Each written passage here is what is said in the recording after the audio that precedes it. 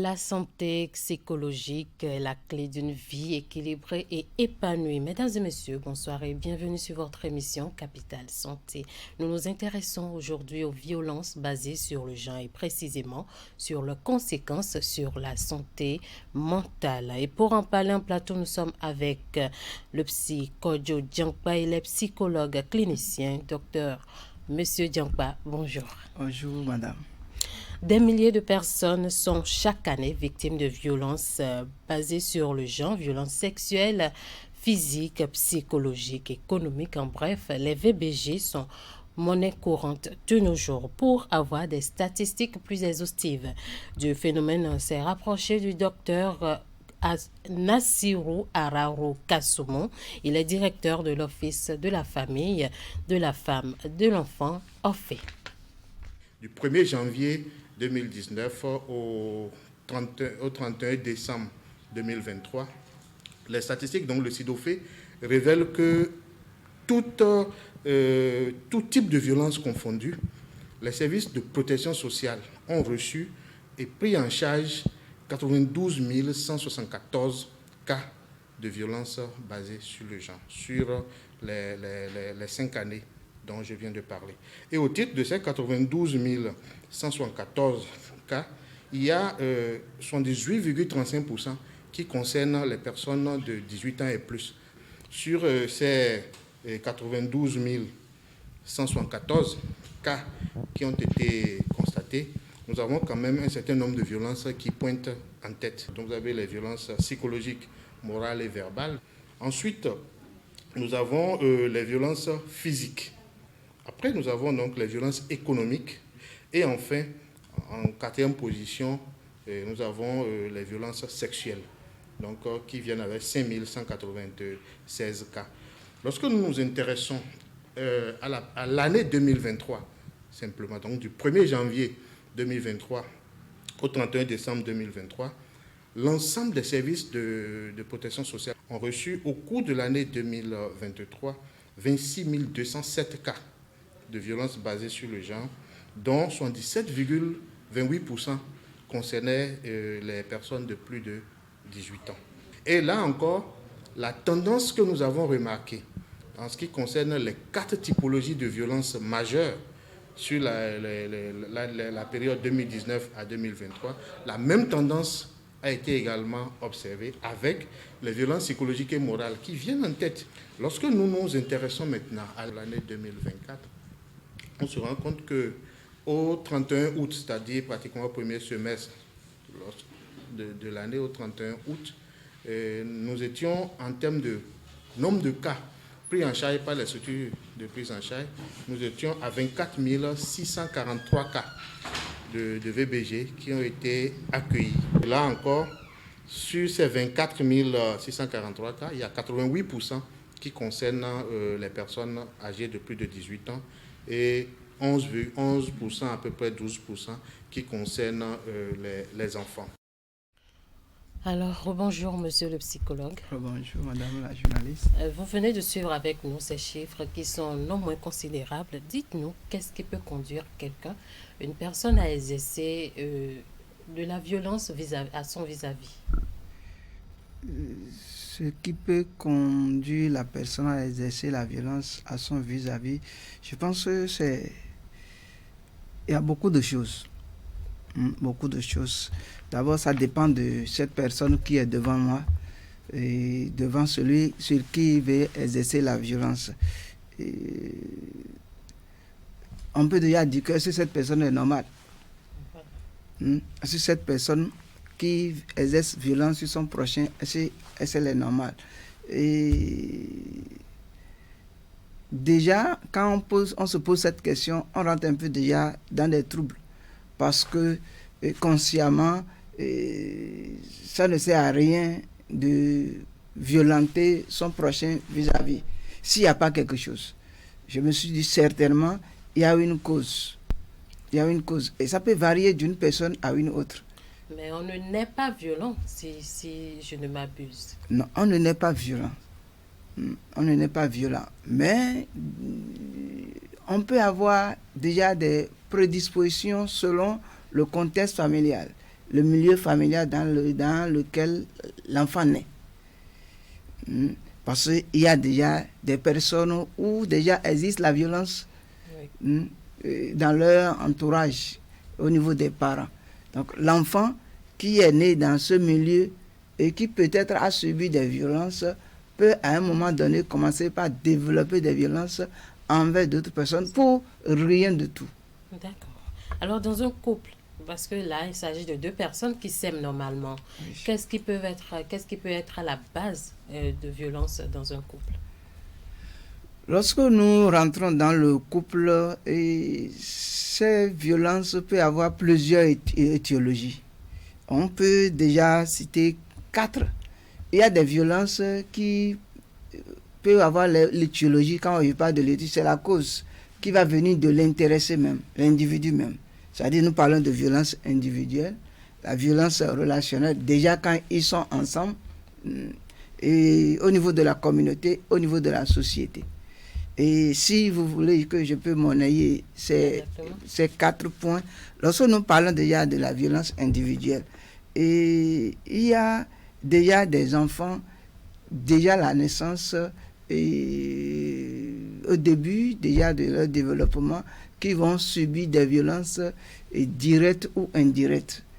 Par exemple, violence au niveau des parents et l'abus sexuel au niveau de l'enfance, ou bien l'enfant qui est né, je parlais tout à l'heure du milieu éducatif, l'enfant qui est né où les parents sont tout le temps dans la bagarre, violence vis-à-vis d'eux-mêmes.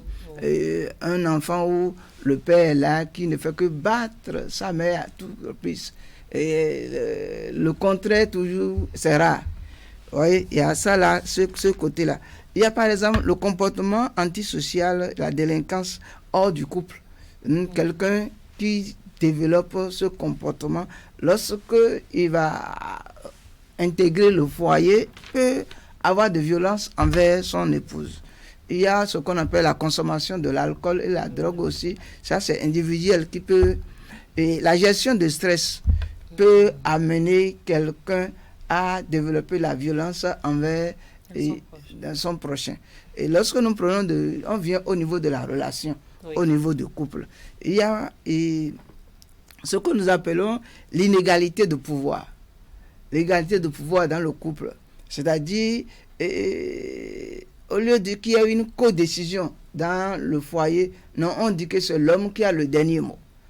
Mais nous sommes en milieu africain. Oui, on nous a éduqués à cela. Oui, mais aujourd'hui, ça continue de... C'est bien qu'il y a certains milieux où ça existe, où les gens, où on dit que, la coutume a programmé, par exemple, la supériorité du sexe masculin sur le sexe féminin. Exactement. Et qu'on observe dans certains milieux éducatifs. Mais aujourd'hui, ça a des répercussions sur certaines personnes. Parce que j'ai été éduqué dans ce milieu. Voilà, je suis devenu intellectuel. Et peut-être un village lointain au nord là-bas où la femme doit s'abaisser à son mari avant de lui donner de l'eau, avant de le saluer, comme si ce mari est son père. Vous voyez, aujourd'hui, ça commence à poser beaucoup de problèmes. Où l'homme qui a été développé, qui a grandi dans ce milieu, vient maintenant, veut exercer ses rôles là sur son épouse. Ça peut aujourd'hui créer d'énormes violences conjugales. Oui, et la gestion de conflits, je suis toujours dans le couple. La gestion de conflits qui ne s'arrête jamais. Donc ça, la difficulté de gérer les conflits peut toujours susciter des violences au niveau conjugal. Lorsque je prends par exemple aussi la divergence de l'éducation au niveau des parents. Oui, papa dit, et l'enfant va me faire ceci, maman dit non, va faire pour moi d'abord. Ou bien papa sort, avant qu'il n'arrive, c'est maman qui donne d'autres conseils. Et l'enfant n'exécute pas. Papa vient dire pour lui. Ouais, il y a cette divergence-là qui sont source de violence. Lorsqu'on vient aussi en milieu communauté. En milieu communauté, par exemple, il y a l'isolement social et au niveau du couple. et il y a le manque de soutien social. Et lorsque je prends, il y a un travail qui a été fait en Suisse sur les violences faites aux femmes. On a constaté que en Suisse, les couples aiment vivre dans la solitude. Oui. Donc, il n'y a pas cette intégration sociale. Et ça pèse sur le foyer où la femme n'a plus de force. C'est l'homme qui décide. Vous voyez, cette violence, ça amène des violences. Et de l'autre côté, il y a des familles où la violence est tolérée. Je prends notre Afrique, il y a des familles où la violence est tolérée. On dit que mais si la femme fait ça là, tu dois la corriger. Tu dois la corriger. Ce n'est pas normal. C'est normal sur d'autres sujets. C'est normal selon certaines coutumes. Certaines coutumes. Voilà. Certaines coutumes. Et cette femme, à un moment donné, n'a plus droit à la parole. Ouais, et ça pose d'énormes problèmes. Et au niveau social, vous savez, la société peut avoir un climat peut être favorable ou défavorable aux violences au niveau du foyer. Lorsque je prends par exemple l'inégalité entre les hommes et les femmes dans divers domaines, donc, ça peut être source de violence conjugale demain. Quand je parle de domaine, ça peut être au niveau de la famille, au niveau des sociétés. Voyez un peu. Donc, c'est ce que je peux donner comme... Donc, plusieurs facteurs favorisent la violence au sein d'un couple d'après votre développement. Quand on a suivi les statistiques, on a remarqué que les violences psychologiques, physiques et sexuelles apparaissent au rang des violences à plus forte prévalence. Qu'est-ce qui peut expliquer cela selon vous? Pourquoi les gens sont plus portés vers les violences physiques, sexuelles et psychologiques? Oui, à mon avis, je pense que ce sont les violences qui sont plus fréquentes. Que ce soit la violence psychologique, sexuelle et physique. Et quand je viens de donner les causes, j'ai donné quelques exemples. Exactement. Donc, ce sont ces violences qui sont plus fréquentes dans nos milieux quotidiennement. Mais en ce qui concerne la violence physique et sexuelle, on a les preuves. Quand on bat quelqu'un, on voit déjà que la personne a été battue. Voilà. Oui. Et quand quelqu'un a été violé, les médecins arrivent à avoir les preuves d'un viol. Oui. Mais violence psychologique, quelqu'un qui est psychologiquement violenté, comment on arrive à savoir que cette personne debout est victime de violence psychologique? Parce qu'il n'y a pas de preuves palpables. Comment vous êtes psychologue, vous avez certainement reçu des cas pareils. Comment on peut détecter cela chez quelqu'un? Merci, madame la journaliste. Je pense que ça dépend de celui qui a subi la violence. Parce qu'il y a certaines personnes où, vous savez, il y a ce que nous appelons la répétition et la récurrence de la violence dans le milieu. Donc, quelqu'un qui est sous cette violence-là depuis plusieurs moments, ça peut commencer par vraiment agir sur lui, avoir des traumatismes, des difficultés. Pendant ce moment, voyez, il y a la souffrance qui est déjà à un niveau donné. On peut commencer par déjà, en tant que psychologue, lorsque vous voyez quelqu'un comme ça, il y a déjà une tristesse au niveau de la personne. Vous voyez, la personne a une humeur triste, une humeur dépressive. La personne, on constate qu'il y a une faible image de soi. Et dans son fonctionnement, on constate la lenteur dans tout ce qu'elle fait, dans son comportement. Déjà, ça peut nous dire que cette personne a quelque chose. Voilà. Mais c'est difficile d'identifier tout de suite ce qu'elle a. Okay. Donc là, à partir de ce moment, il faut aller faire un examen psychologique. Un examen psychologique qui nous permet déjà, ce que je prends en tant que psychologue, d'offrir un espace de parole, d'écoute attentive et neutre, et pour permettre à cette personne-là de repérer ses difficultés et en même temps de l'aider à pouvoir trouver des solutions adaptées et adéquates pour qu'il permette de se retrouver son bien-être. D'accord. On a parlé de long âge, des différentes sortes de violences. Mais Oui. quelles sont les conséquences psychologiques de ces violences-là sur un être humain? Disons sur une femme précisément. Qu'est-ce que ça peut conduire comme... Euh, de façon générale, je pense que ça a plusieurs conséquences. Et comme on l'avait déjà dit au début, quelqu'un qu'on voit, cette femme qui est sous cette violence psychologique, elle peut déprimer, elle peut développer la dépression. Parfois, selon ce qui s'est passé, elle peut commencer par se culpabiliser. Ça peut déjà être une source de honte pour elle. Cette personne aura le sentiment d'être inutile dans la société. Elle peut commencer par se retirer, commencer par rester seule, même au niveau du foyer, reste seule. Elle peut commencer par développer les troubles de sommeil, difficulté à dormir. Elle peut commencer par ne pas manger, perdre de l'appétit. Elle peut avoir déjà de l'anorexie. Et elle peut avoir des inquiétudes permanentes dans sa vie. Elle se pose la question, mais je suis là pourquoi? Qu'est-ce que la vie me réserve? Dans ces conditions, qu'est-ce que la vie me réserve? Ça peut la conduire à commencer par avoir des idées noires, des idées suicidaires, des comportements d'autodestructeurs. Elle peut chercher même à se faire du mal. Et parfois, pour certaines femmes, ça peut les amener à développer de l'addiction à la drogue ou bien à l'alcool. Parce qu'il y a le stress qui est là en permanence et la femme va dire, il faut que je bois de l'alcool pour se retrouver. Mais est-ce que c'est possible qu'une personne qui a été victime, de violence psychologique puisse devenir à son tour quelqu'un de violent? Oui, c'est possible. Oui, parce que je donne l'exemple. Ouais. Comme on est dans le cadre de femmes, je donne l'exemple. Et une femme dans son foyer qui était obéissante à ses parents, mais il s'est fait qu'il est venu dans un foyer où il n'a pas eu le temps de se découvrir avant de rester ensemble. Bon, elle constate que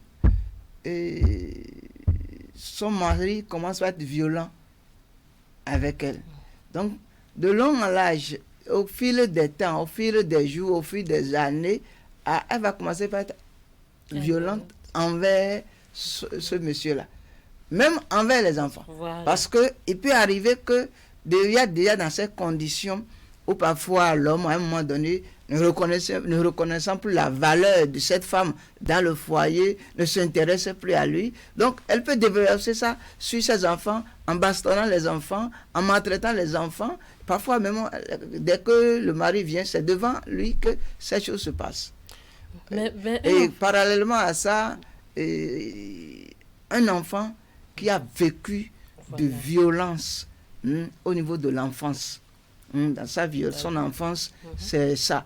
Et maintenant qu'il a grandi, et c'est le milieu, c'est dans ça qu'il a grandi. Donc, il a commencé par déjà avoir un comportement agressif dans ce milieu de vie. Donc, demain, quand elle sera avec son femme, il peut être violent.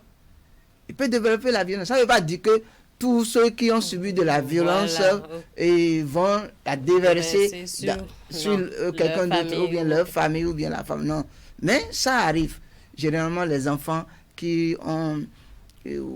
c'est le père qui ne fait que frapper la mère tout le temps. Le petit enfant voit ça, mais il ne peut rien dire.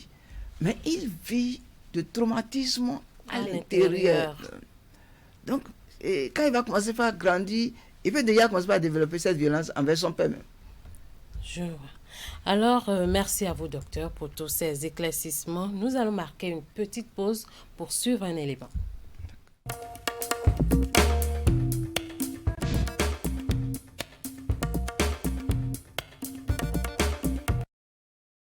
Quand vous regardez dans le rapport de l'étude et de 2022, lorsqu'on prend la prévalence, vous vous rendez compte que la prévalence, elle est aussi bien appréciée chez les personnes de sexe féminin que chez les personnes de sexe masculin. Donc, les hommes sont également victimes de violences basées sur le genre, certes pas à une proportion égale que les femmes, mais il y a quand même des cas de violence basés sur le genre au niveau des hommes. Lorsque nous prenons pour la période de 2019 au 31 décembre 2023, le premier rang de statistiques que j'ai donné, sur les 47 739 cas de violences psychologiques et morales, par exemple, lorsque nous prenons la tranche d'âge de 18 ans et plus, nous avons 40 915 cas de violences basées sur le genre qui ont été accueillis, qui ont été pris en charge. Mais sur ces 40 915 cas, il y a 8 490 cas qui concernent les hommes. Plus loin, lorsque nous prenons les violences sexuelles au cours de la même période sous revue sur les personnes de plus de 18 ans, vous vous rendez compte que sur les 1772 cas de violences sexuelles, de cas de violences sexuelles qui ont été accueillis, il y a 69 cas qui concernent des hommes. Et c'est la même chose quand vous allez en 2024 également, au niveau de toutes les statistiques. Et sur le SIDOFE, nouvelle génération, notre système de collecte de données, quand vous allez dessus, les données sont désagrégées par sexe et par âge. Et vous vous rendrez compte que pour toutes les violences, il y a des violences qui sont exercées aussi bien à l'endroit des femmes qu'à l'endroit des hommes. Voilà, Monsieur Diankpa, vous venez de suivre. C'est une question que se posent plusieurs personnes. Les statistiques viennent d'en donner les réponses. Les hommes sont également victimes de violences basées sur le genre. Ils ont longtemps été considérés comme les bourreaux. Même jusqu'à présent, on considère les hommes comme les bourreaux. Quand on parle de violences basées sur le genre, on parle directement des femmes et des filles. Alors, comment expliquez-vous qu'un homme soit victime également de violences basées sur le genre? Oui, je pense que c'est quelque chose qu'on n'en parle pas. Voilà. Parce que c'est rare. C'est rare de rencontrer des situations comme ça. Mais on se rend compte que ça arrive de temps en temps. Ça peut, comme le résultat le montre, on constate qu'il y a de violences sur les hommes. Oui. Et 8490 sur 40 000, c'est pas petit. Mais on constate que le pourcentage est toujours... Et c'est minime, c'est minime par rapport aux femmes. Donc, souvent, ça se passe. Mais on constate que... je vais prendre peut-être l'exemple du couple. Parce que lorsque nous allons, tel que c'est libellé, violence basée sur le genre, voilà. Ça peut être sur le domaine psychologique, physique, et sexuel, conjugal, et verbal, sur le plan institutionnel aussi. Donc, ça se passe. Et lorsque nous prenons le côté du couple, il y a plusieurs facteurs qui peuvent être là à la base. Et l'homme, il y a des femmes qui, comme on l'avait dit tantôt, quelqu'un qui a subi de violences au niveau de l'enfance, est-ce qu'il peut développer ça sur quelqu'un à l'âge adulte? Voilà. Bon, il y a des femmes comme ça qui sont violentes. Maintenant, dans le foyer, les hommes subissent des coups et blessures venant de ces femmes-là. Bon, c'est vrai, ça peut se passer, mais quand vous en parlez, on se dit, non, mais ça, c'est dans un film. Non, mais c'est des réalités. C'est des réalités. Je suis psychologue, clinicien, je suis thérapeute. Des cas comme ça? Nous recevons souvent des cas comme ça. Et l'autre chose, au niveau du foyer, ce qui peut amener ça, lorsque le problème financier se pose, ressources économiques, où l'homme a des difficultés à répondre aux besoins vis-à-vis du foyer. Ça peut amener de violence de la femme à l'homme. Et il peut arriver que la femme prépare et refuse de donner à son mari parce qu'il n'a pas donné l'argent de cuisine. Mais l'homme qui vit tout ça, quelles sont les conséquences sur sa vie, sur son quotidien et dans la société? Oui, vous voyez, c'est difficile. C'est difficile pour cet homme-là qui vit cette situation. Et à un moment donné, il se demande là, est-ce que je suis vraiment homme? Qu'est-ce qui m'a poussé même là à prendre, si on reste toujours dans le foyer, au niveau de vie conjugale, on laisse les autres aspects, si on va prendre le côté conjugal. Et l'homme va se demander, mais qu'est-ce qui s'est passé? Comment j'ai pu trouver cette femme-là? Qu'est-ce qui m'a poussé à prendre cette femme-là? Et voilà, cette violence se répète. C'est devenu récurrent dans le foyer. L'agresseur est toujours là. Et ça peut l'amener à commencer par déprimer. Comme au niveau de la femme? Oui, cet homme peut commencer par perdre l'estime de soi, perdre la confiance en lui-même, même la confiance en autrui, parce que c'est l'agression qui vient de quelqu'un d'autre. Donc, la femme qui est là, il n'y aura plus la confiance. Et dans ces institutions, et au service même là, cette personne va perdre sa productivité. Quelqu'un qui travaillait bien, mais il vient au service, c'est difficile de produire ce qu'il a l'habitude de produire, de faire le travail. Même il a un plan, un planning à élaborer dans une journée. Mais dans ces conditions, il lui sera difficile de pouvoir s'en sortir. Donc il est incapable. Et il va faire la dépression. Et il va être toujours dans un désespoir. Comme on l'avait dit tout à l'heure, voyez cette femme-là qui se demande dans quelle vie je suis. Oui. Ça peut, vous voyez, il y a souvent le suicide. Il va également commencer par penser à mettre fin à sa vie, à se faire du mal. Oui, et c'est plus rapide chez les hommes. On parle de personnes souvent impulsives. Okay. Et ils sont violents envers d'autres personnes, ils sont violents et ils programment le suicide et ils le font. Donc, comparativement à ceux qui sont dans les tentatives de suicide. Donc c'est un peu ce que je peux apporter comme répercussion dans leur vie quotidienne ou dans la vie sociale. D'accord. Merci à vous, docteur. Nous sommes à la fin. Nous sommes à la fin de cette émission. Mais je voudrais quand même prendre un petit conseil pour tous ceux qui nous suivent. Quel est le conseil que vous allez donner en quelques secondes? Alors, comme conseil, lorsque quelqu'un est exposé à la violence, que ce soit violence institutionnelle, psychologique, physique, conjugale, verbale, ce qui est important, c'est d'en parler avec quelqu'un. Déjà, les proches immédiats, la famille. Si tu communiques avec quelqu'un dans la famille, tu peux t'approcher de lui pour lui expliquer. Un enfant peut s'approcher de son père.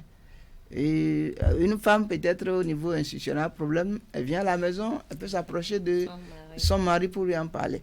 Mais lorsque dans tout ça, on n'arrive pas à le faire, le plus important, c'est de s'approcher des personnels de santé. Et plus précisément, les psychologues. Les psychologues sont bien placés à ouvrir un espace d'écoute. Parce que ça prend du temps. Oui. La consultation psychologique, ça prend du temps. Un espace d'écoute attentive, en vivant l'empathie par rapport à celui qui est devant lui. Donc ça permet de se mettre à la place de cette personne et de vivre ce qu'il vit, de comprendre sa situation afin de pouvoir l'aider. Donc déjà avec le psychologue, on peut déjà faire... Et le psychologue peut déjà pouvoir voir que est-ce que cette personne a besoin d'une prise en charge, ce qu'on appelle la prise en charge holistique. Ça veut dire que dans ça, on écoute et il peut y avoir problème psychiatrique, il va faire référence au psychiatre. Il peut y avoir problème d'emploi ou difficulté d'avoir d'emploi, il peut se référer au service social et ainsi de suite. D'accord. Merci beaucoup à vous, Monsieur Kodjo Djangpa. Je rappelle que vous êtes psychologue clinicien et vous nous avez édifié dans ce numéro de Capital Santé sur les conséquences psychologiques des violences basées sur le genre, sur l'homme et sur la femme également. Merci d'être passé sur ce plateau et merci à vous, chers amis téléspectateurs, de nous avoir suivis. Merci à vous aussi.